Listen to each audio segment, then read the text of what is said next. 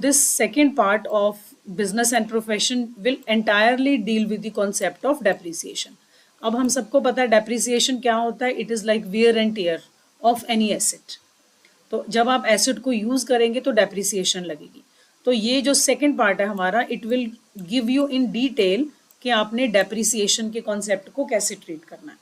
सबसे पहली चीज़ है डेप्रिसिएशन एक अलाउड एक्सपेंस है. ये हमने previous section of this chapter में भी देख लिया कि डेप्रिसिएशन जितनी बनती है आपको प्रॉफिट्स में से माइनस करनी ही पड़ती है because it's an allowed expense.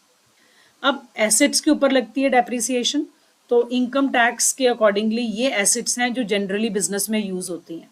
Building, machinery, plant, furniture, patent rights, technical know how, तो ये सब चीज़ें जो है बिजनेस में मोस्ट ऑफ द टाइम्स आपको यही एसेट्स दिखेंगे. एक और इम्पॉर्टेंट पॉइंट है कि जो हमने प्लांट लिखा ऊपर, तो कई बार क्वेश्चंस में प्लांट की जगह शिप्स वर्ड लिखा हो सकता है, वो भी प्लांट वाली डेप्रिसिएशन रेज करेंगे. व्हीकल्स लिखा हो सकता है, बुक्स लिखा हो सकता है, साइंटिफिक अपैरेटस लिखा हो सकता है, सर्जिकल इक्विपमेंट्स लिखा हो सकता है, sanitary and pipeline fittings of the hotel, service lines, switch gears, तो इन सबको हम प्लांट का ही पार्ट मानते हैं. नाउ अब जब आगे हम लोग इस चैप्टर में सॉल्व करेंगे, so this term is very important. Term is use. Use का मतलब है आपने एसेट को यूज में कब डाला. हो सकता है कि आपने एसेट को खरीदा हो 1 जनवरी या किसी और डेट पे आपने एसेट को खरीदा, तो date of purchase will be irrelevant in the questions. अगर मैंने एसेट को 1 फरवरी से यूज करना शुरू किया, सो ये मेरे लिए रेलेवेंट बन जाएगा जिस डेट पर आपने एसेट को यूज करना स्टार्ट करा, ना कि जिस दिन आपने एसेट को खरीदा. बट अगर क्वेश्चन साइलेंट है तो हम ये मानते हैं कि जिस दिन एसेट को खरीदा उसी दिन से एसेट हमने यूज करना स्टार्ट कर लिया. सो अगर आपकी कोई asset during previous year acquire होती है, रेलेवेंट प्रीवियस ईयर का मतलब हमारा प्रीवियस ईयर जो कि है 24-25, अगर आपने वो एसेट इसी साल के अंदर एक्वायर किया, ठीक है, और उसको आप यूज भी कर रहे हो फॉर लेस देन 180 डेज, तो आपने अपनी डेप्रिसिएशन का हाफ कर देना है. ये हमने पहले भी किया था. सो वी कैन से कि आपने 50% कर देना है. Only 50% of the depreciation will be allowed. अगर उस केस में जब आपने एसेट को 180 डेज से कम यूज किया है. सेकेंड कंडीशन, खरीदा भी एसेट आपने प्रीवियस ईयर के बीच में है. सो इफ आई से कोई एसेट मैंने 1 नवंबर को खरीदा, सो 1 नवंबर का मतलब हो गया नवंबर, दिसंबर, जनवरी, फरवरी, मार्च, 5 मंथ्स. तो अगर हम बात करें अराउंड 150 डेज और 153 और 4 डेज, तो that is less than 180 days. क्योंकि मैंने asset with in previous year 24-25 खरीदा और लेस देन 180 डेज उसको यूज किया, तो मैंने डेप्रिसिएशन का हाफ कर देना है. कोई मंथ्स के अकॉर्डिंग डेप्रिसिएशन नहीं निकालनी. This is what I am talking about IT rules, income tax rules के अकॉर्डिंगली आपने डेप्रिसिएशन का हाफ कर देना है. बट अगर आपने एसेट को 180 डेज या उससे ज्यादा यूज किया है, 180 डेज भी यही इंक्लूड होते हैं, 180 डेज से कम तो हाफ, 180 डेज और मोर है फिर आपने पूरे साल की डेप्रिसिएशन लगानी है. Now if asset is acquired prior to relevant previous year, मतलब 24-25 में नहीं, उससे पहले अगर आपने एसेट एक्वायर किया है and is put to use during the previous year, लाकर एसेट आपने पिछले साल रख दिया पर यूज आपने इस साल स्टार्ट करा, तो कह रहा है उस केस में 180 डेज में जो हमने हाफ किया वो नॉट एप्लीकेबल है. This is a very very important point. Asset आपने पहले का खरीद लिया, उसको रख दिया लाकर, और आप कहो मैंने प्रीवियस ईयर में उसका यूज स्टार्ट किया और वो 3-4 मंथ्स के लिए यूज किया, तो आपको हाफ नहीं करना, फिर आपने फुल ईयर की डेप्रिसिएशन लगानी है. तो मतलब हाफ करने के लिए दोनों कंडीशंस पूरी होनी जरूरी है. एसेट भी खरीदा हो प्रीवियस ईयर में और 180 डेज पूरा यूज भी नहीं किया. और एक बहुत इंपॉर्टेंट पॉइंट है कि जिस साल में वो एसेट सेल होगा, सेल की जगह डिमोलिश वर्ड भी लिखा हो सकता है, डिस्ट्रॉयड वर्ड भी लिखा हो सकता है, डिस्कार्डेड वर्ड भी लिखा हो सकता है. मतलब कि आपने एसेट को एक तरह से खत्म किया, सेल किया, डिमोलिश किया या डिस्ट्रॉय हो गई, उस साल में कोई डेप्रिसिएशन चार्ज नहीं होगी. This is according to income tax rules. जिस साल एसेट को बेचा उस साल डेप्रिसिएशन नहीं लगानी. तो ये हो गए हमारे 2 इंपॉर्टेंट पॉइंट्स जो रिपीटेडली आप इस चैप्टर में बार बार क्वेश्चंस में अप्लाई करोगे. Next comes what is block of asset. Block of asset क्या चीज है? ब्लॉक का मतलब एक पर्टिकुलर सेगमेंट जिसमें सारी एसेट्स आएंगी। कौन सी एसेट्स? जिनका डेप्रिसिएशन का रेट सेम होता है, उसको एक ब्लॉक में डाल देते हैं। एसेट कोई भी हो सकती है, बट एसेट का नेचर सेम होना चाहिए। ठीक है, जैसे ये नहीं है कि हम पेटेंट को बिल्डिंग के साथ डाल देंगे, वो नहीं। एसेट्स का नेचर मतलब मैं कहूँ बिल्डिंग नंबर 1, बिल्डिंग नंबर 2, उन दोनों का डेप्रिसिएशन का रेट अगर सेम है, so I will create a block of that. तो हम क्या करते हैं, इंस्टेड के सबकी सेपरेट सेपरेट डेप्रिसिएशन निकालें, हम उनकी ब्लॉक वाइज डेप्रिसिएशन निकाल लेते हैं। तो block of the asset means जितनी आपके पास पुरानी एसेट्स पड़ी हैं या आपने नई खरीदी, जिनकी रिटर्न डाउन वैल्यू हमें 1/4/2023 की गिवन है, बट उनका डेप्रिसिएशन का रेट सेम है और एसेट्स का नेचर सेम है। तो हम क्या करते हैं, सारी एसेट्स की रिटर्न डाउन वैल्यू को इकट्ठा कर लेते हैं, उसमें से फिर हम डेप्रिसिएशन को माइनस करते हैं।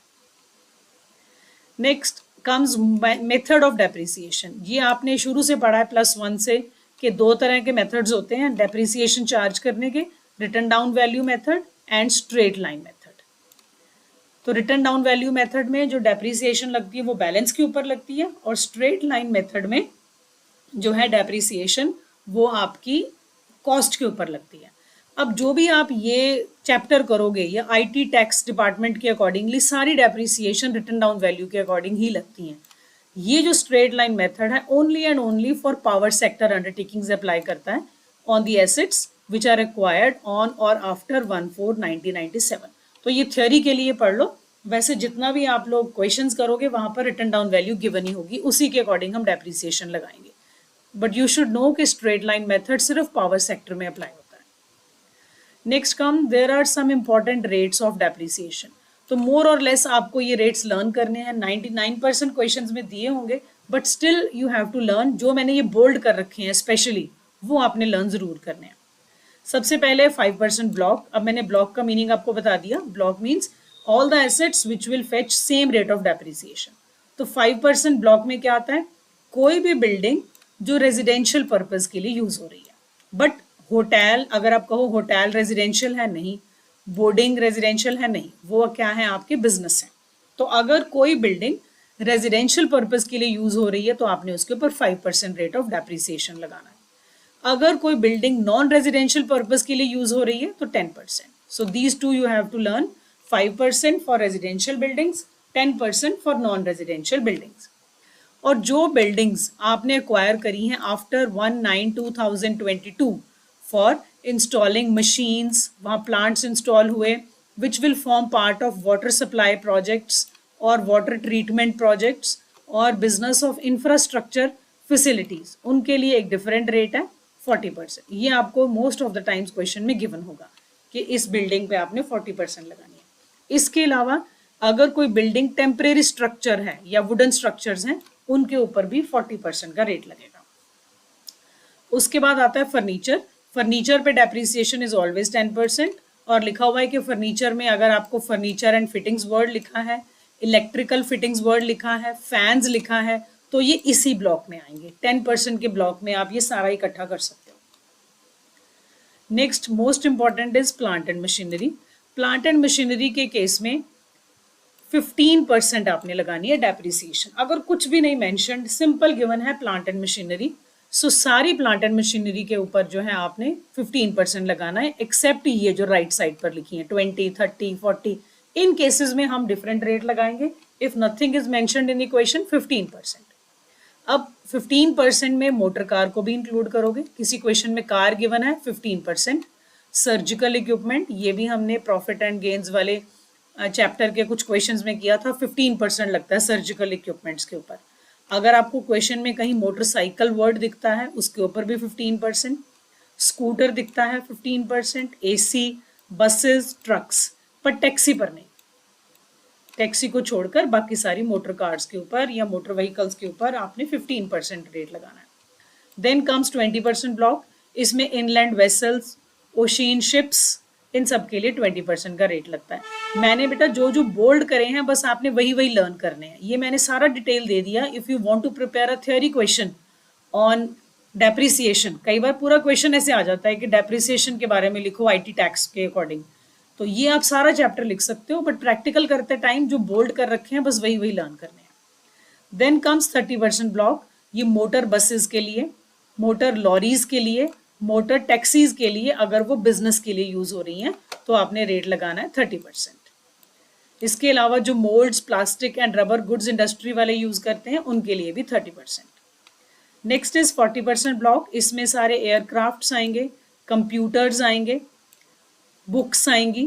अगर आप प्रोफेशनल यूज के लिए ले रहे हैं तो 40% लगता है। बुक्स भी इंपॉर्टेंट पॉइंट है, ये भी कई क्वेश्चंस में आता है, प्रोफेशन वाले क्वेश्चंस में आता है कि जब किसी डॉक्टर ने अपने लिए बुक्स मंगवाई फॉर प्रोफेशनल यूज, या फिर किसी लॉयर ने अपने लिए बुक्स मंगवाई, तो 40% रेट ऑफ डेप्रिसिएशन चार्ज होता है उसके ऊपर। गैस सिलेंडर्स के ऊपर भी 40%, energy saving devices, pollution control devices, सब पे 40%। देन कम्स 45% ब्लॉक, ये भी मोटर बसेस, लॉरीज, अगर ये आपकी 2019 टू 2020 के बीच में एक्वायर्ड हैं तो उनके लिए, सिर्फ उनके लिए 1 साल के लिए था ये 45%। तो ये हो गया इनका rate of depreciation. Now another very very important point, section 32 subsection 1 second A clause कह रहा है कि अगर आपने कोई नई प्लांट एंड मशीनरी खरीदी है ड्यूरिंग प्रीवियस ईयर, नई प्लांट एंड मशीनरी खरीदी 24-25 में, तो उसके ऊपर आपने एडिशनल डेप्रिसिएशन चार्ज करनी है 20%, but this is only and only for old tax regime, not for the new tax regime. तो ये रेट जो ऊपर गिवन है वो तो हम चार्ज करेंगे ही करेंगे। जैसे मैं कहूँ फर्स्ट केस है, फर्स्ट केस में 15% चार्ज होगा, बट अगर मेरी इसी साल कोई प्लांट एंड मशीनरी खरीदी हुई है, so I will charge additional 20% for that if in the question it has been told to tax under old tax regime. Next comes intangible assets. Intangible assets के लिए rate is 25%, और intangible assets में ये सारी assets आएंगी, technical know-how, patents, copyrights, trademark, licenses, franchises. ये हो गया हमारा different type of rates of depreciation.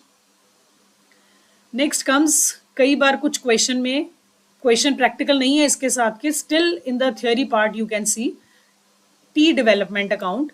T development account उनके लिए होते हैं those who are engaged in growing and manufacturing tea, coffee और रबर।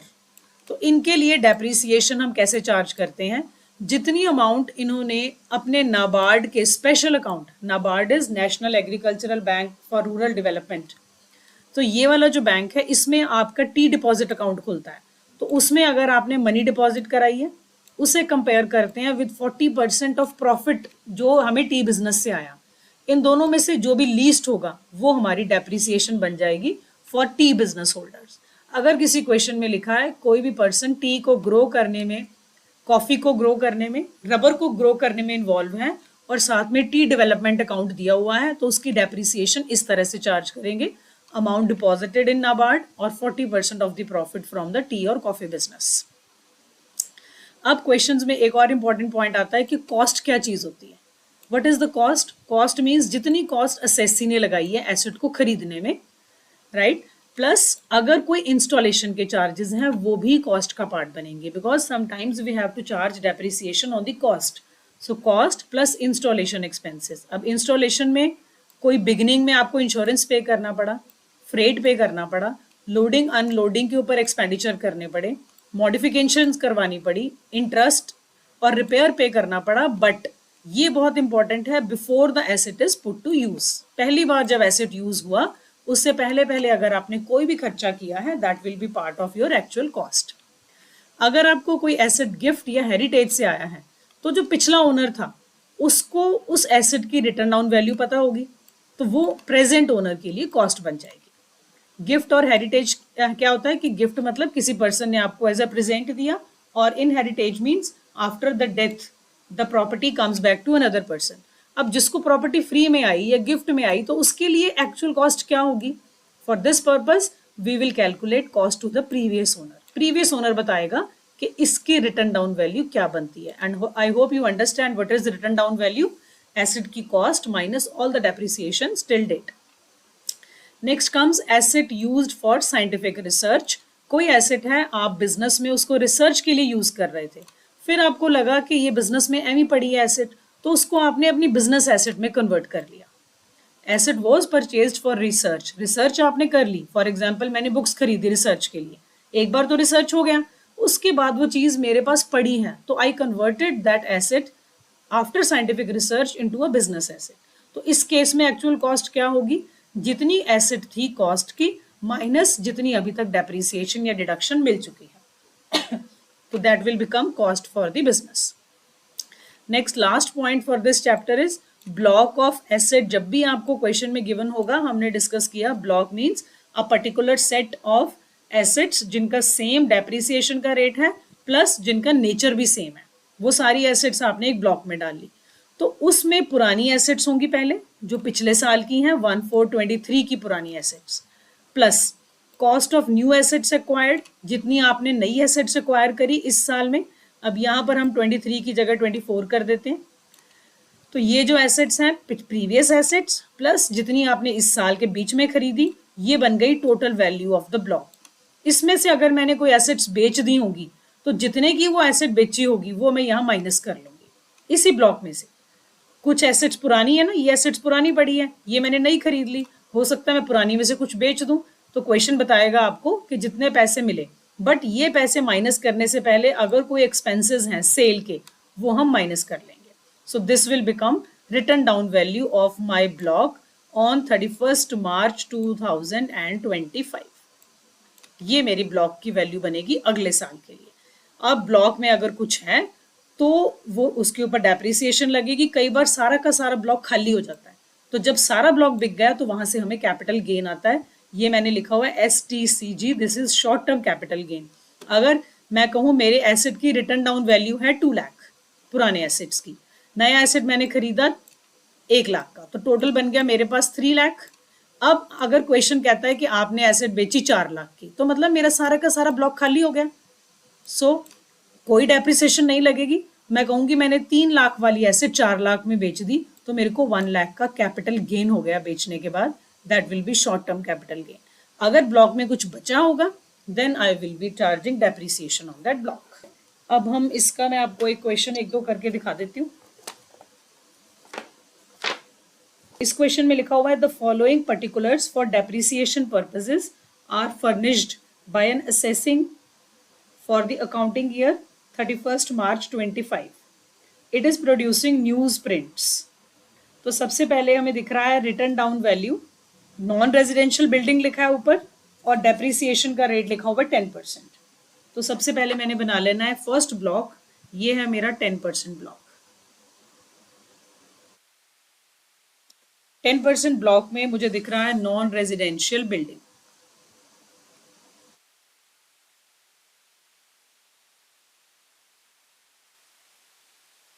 अब देखो इसमें गिवन है रिटर्न डाउन वैल्यू, पहले हम ऐसे ही लिख लेंगे return down value on 1 April 2024।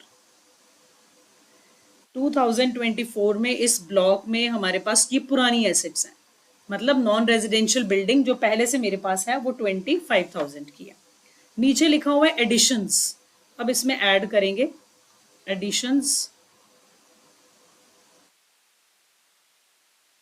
Editions का मतलब हो गया हमने नया खरीदा है। अब इसकी भी आपको डेट गिवन है 1/9/2024। तो जो भी आपको एडिशन गिवन होगा, ये ब्लॉक बन रहा है तो एडिशन प्लस कर देंगे हम इसमें से, तो ये बन गया टोटल 35,000 का ब्लॉक। तो अगर मुझे क्वेश्चन कहे कि ब्लॉक की वैल्यू निकालो, तो ब्लॉक की वैल्यू आ गई मेरी, इसके सामने आप लिख लोगे रिटर्न डाउन वैल्यू या टोटल रिटर्न डाउन वैल्यू डालो। अब मुझे हर ब्लॉक की अपनी अपनी डेप्रिसिएशन लगानी होती है। डेप्रिसिएशन का अलग से कॉलम बना लो। डेप्रिसिएशन का रेट है हमारे पास 10%, 35,000 के ऊपर लगाएंगे हम डेप्रिसिएशन 3,500। अब मैंने देखो इसमें एडिशंस कौन सी डेट को हुए थे, 1/9 को, तो पहले हम मंथ्स काउंट कर लेते हैं, 9, 10, 11, 12, 1, 2, 3, सो 7 मंथ्स। तो 7 को अगर मैं 30 से भी मल्टीप्लाई करूं, आई होप यू कैन सी ये है 210 डेज, तो it is more than 180 days. तो जब asset more than 180 days use होता है तो आप फुल ईयर की डेप्रिसिएशन लगाते हो। तो जो ये ब्लॉक है, पुरानी वाली एसेट्स की वैल्यू तो मुझे 1 अप्रैल 24 की ही गिवन है, जो नया एसेट खरीदा वो भी मैंने 180 डेज से ज़्यादा यूज़ करा, so directly we will be calculating 10% on 35,000, तो डेप्रिसिएशन आ गई हमारे पास 3500 की। अब इस क्वेश्चन में हमने क्या किया, हमने इसकी डेप्रिसिएशन निकाल दी।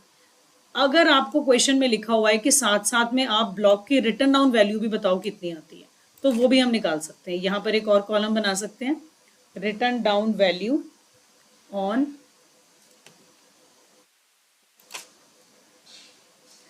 1/4/2025। ये जो आपको पहले की रिटर्न डाउन वैल्यू गिवन थी, ये गिवन थी हमें 1/4/2024 की। अगर अब मेरे से पूछे कि 1/4/2025 की क्या है रिटर्न डाउन वैल्यू, तो वी विल से कि ब्लॉक की वैल्यू थी 35,000, उसमें से ये डेप्रिसिएशन लग गई, तो ये बन गया मेरे ब्लॉक की value for the next year, minus करके ये आपके पास आएगा 31500। तो अगर क्वेश्चन कहता है डेप्रिसिएशन निकालो, आप यहीं पे छोड़ सकते हो। अगर क्वेश्चन कहता है रिटर्न डाउन वैल्यू भी बताओ नेक्स्ट ईयर के लिए, तो आपने ये भी साथ साथ में कैलकुलेट करके दिखा देना।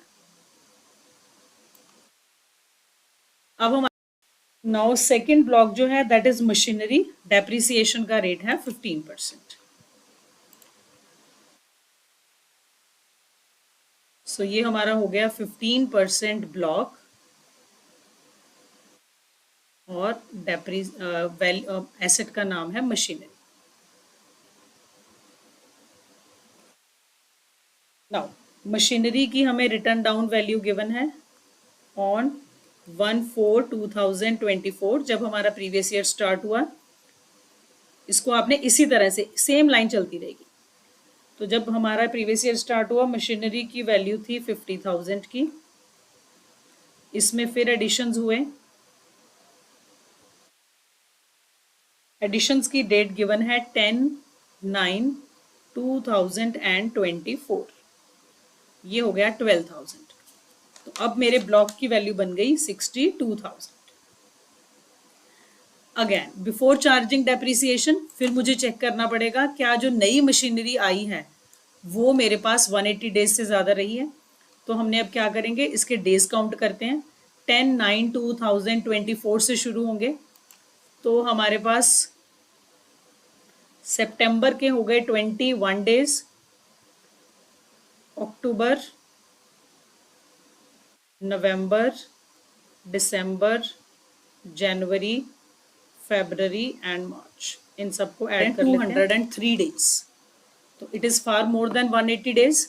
तो मतलब ये जो मेरी एडिशनल मशीनरी आई है इसके ऊपर भी फुल डेप्रिसिएशन लगेगी।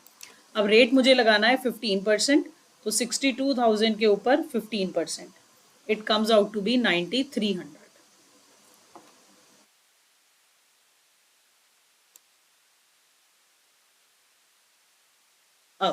अब हमने ये डिस्कस किया अभी नोट्स में कि जब भी प्लांट एंड मशीनरी खरीदी जाएगी ड्यूरिंग द ईयर, हमारे प्रीवियस ईयर में खरीदी होगी, तो हम एडिशनल डेप्रिसिएशन चार्ज करेंगे 20%।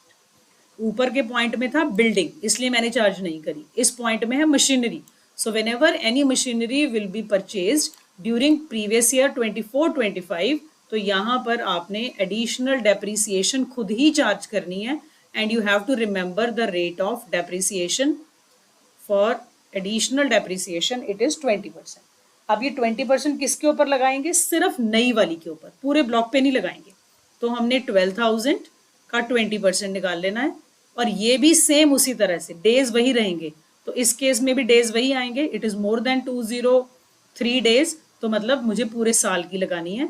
तो प्लांट एंड मशीनरी 15 ब्लॉक के लिए 2400 रुपीज जो है वो और ऐड कर देंगे हम। तो ये दोनों डेप्रिसिएशंस लगेंगे।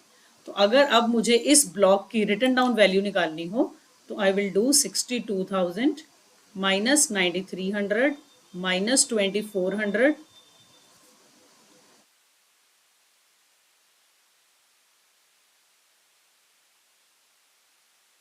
ये आ रहा है 50300।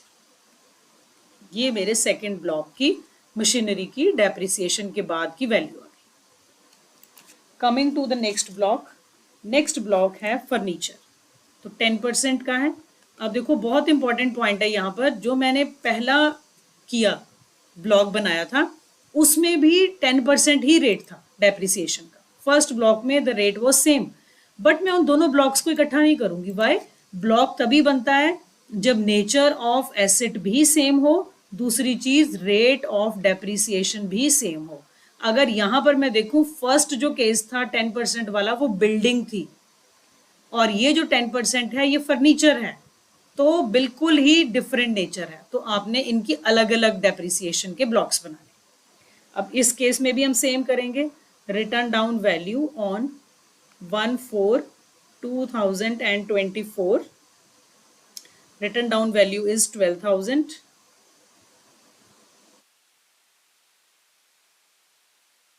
plus additions। अब देखो ये एडिशंस हुए हैं 15 जनवरी 2025, हुए हैं 2000 के। तो हम यहाँ ब्लॉक में तो प्लस करेंगे 2000, तो मेरा ब्लॉक जो है उसकी वैल्यू बनती है 14,000। बट जब अब मैंने इसके ऊपर डेप्रिसिएशन लगानी है, जो पुराने वाले ब्लॉक है 12,000 का जो वैल्यू थी, उसके ऊपर फुल ईयर की डेप्रिसिएशन लगेगी। ये बनती है 1200 रुपीज। और जो हमने फर्नीचर ड्यूरिंग द ईयर खरीदा, वो खरीदा 15 जनवरी। तो जनवरी के बाद अगर हम डेज काउंट करते हैं, that is less than 180 days, तो ये बनता है हमारा अराउंड 75 डेज बनेगा ये। तो it means it is less than 180 days. तो जो 2000 की एडिशनल खरीदा है उसके ऊपर लगाएंगे 10%, बट इसका हम हाफ कर देंगे। अब हाफ भी लिख सकते हो और 50% भी लिख सकते हो। तो 2000 का 10% 200, इसका हाफ करेंगे तो 100, तो टोटल डेप्रिसिएशन आ गई 1300। और अगर मुझे अब इस ब्लॉक की रिटर्न डाउन वैल्यू चेक करनी है, तो 14,000 minus 1300, it will be 12,700।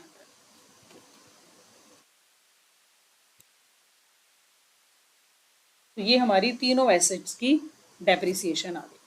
अब क्वेश्चन में क्या क्या पूछा है हमें, कैलकुलेट अमाउंट ऑफ डेप्रिसिएशन, वो हमने निकाल दी। तो तीनों की डेप्रिसिएशन, फर्स्ट ब्लॉक की डेप्रिसिएशन 3500, सेकंड ब्लॉक की डेप्रिसिएशन, इसको टोटल कर सकते हैं 11,700, ये सेकंड ब्लॉक की।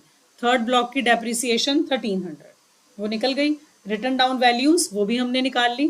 फिर लिखा हुआ है अंडर ओल्ड टैक्स रिजीम। अगर यहाँ लिखा होता अंडर न्यू टैक्स रिजीम, तो सिर्फ और सिर्फ एक ही डिफरेंस आना था, क्या कि आपने एडिशनल डेप्रिसिएशन जो थी वो चार्ज नहीं करनी थी, ये जो हमने 20% वाली करी है। अगर आपसे पूछता है न्यू टैक्स रिजीम के अकॉर्डिंगली, तो ये 2400 नहीं आएगा, only in the old tax regime ही आना था। Rest of the question will be same. अब मैं आपको एक दिखा देती हूँ जिसमें एसेट सेल होता है। इसी के ऊपर क्वेश्चन नंबर 4 देख लो आप।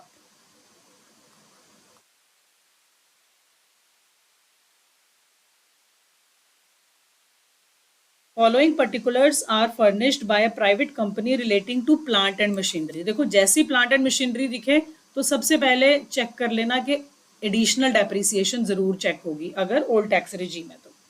अब प्लांट एंड मशीनरी पे आपको रेट भी दे दिया 15% का है फॉर द ईयर एंडिंग। अब इस क्वेश्चन में एक ही एसेट है, उसी से रिलेटेड सारी डिटेल है, तो एक ही ब्लॉक है, 15% ब्लॉक है और एसेट का नाम है प्लांट एंड मशीनरी। तो हमें सबसे पहले दे दिया return down value as on 1 April 2024। Return down value है प्लांट एंड मशीनरी की 4 lakh rupees. Then additions made during the year,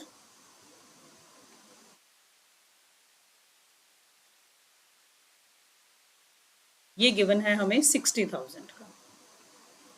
so I will say मेरी ब्लॉक की वैल्यू जो है एडिशंस के बाद आ गई 4,60,000।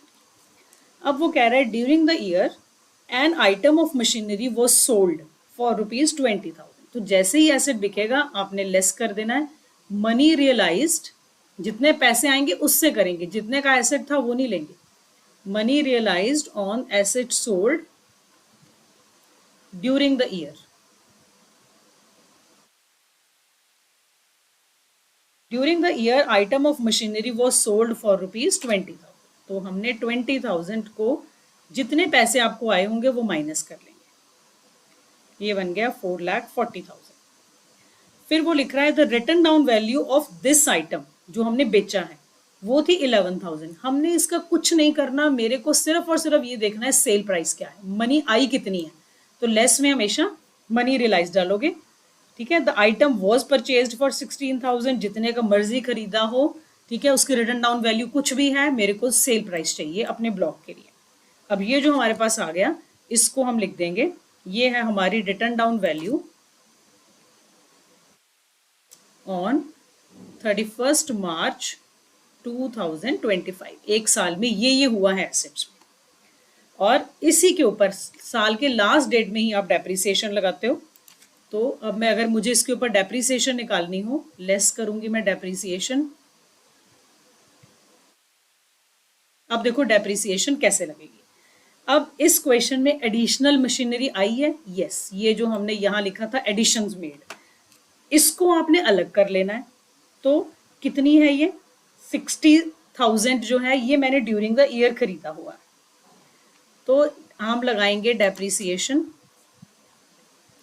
4,40,000 था पहले पूरा ये मेरा ब्लॉक, इसके ऊपर लगेगी पहले 15% के हिसाब से डेप्रिसिएशन, बट जो मैंने एसेट नई खरीदी है 60,000 की, उसके ऊपर एडिशनल लगाऊंगी मैं 20%। अब ये जो नया खरीदा है उसकी डेट्स भी देख लेते हैं। ये जो एडिशन हुई थी ये हुई थी 1/7/24 को। तो 1/7/24 means 7th month, 8th, 9, 10, 11, 12, 1, 2, 3, around 9 months। 9 into 30 भी करे तो 270 डेज बनता है। सो हमें आइडिया लेना है जस्ट, इट मीन्स पूरा साल। तो ये जो मेरा डेप्रिसिएशन है ये फुल ईयर्स के लिए चार्ज होगी।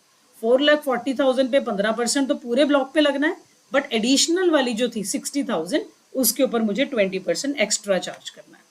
सो this comes out to B,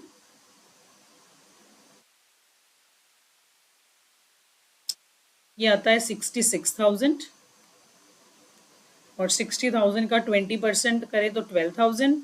अगर मैं इन दोनों को ऐड करूं तो टोटल डेप्रिसिएशन बनी 78,000। सो अगर क्वेश्चन कहता है कैलकुलेट डेप्रिसिएशन, तो ये मेरा आ गया 78,000। अगर सिर्फ डेप्रिसिएशन होती तो क्वेश्चन खत्म, बट लास्ट में लिखा हुआ है compute depreciation and return down value. तो हम यहाँ return down value of block on 1/4/2025 अगले साल के लिए। तो 4,40,000 में से हम 78,000 माइनस कर देंगे, जितनी ब्लॉक की वैल्यू थी माइनस डेप्रिसिएशन। तो ये आता है 3,62,000।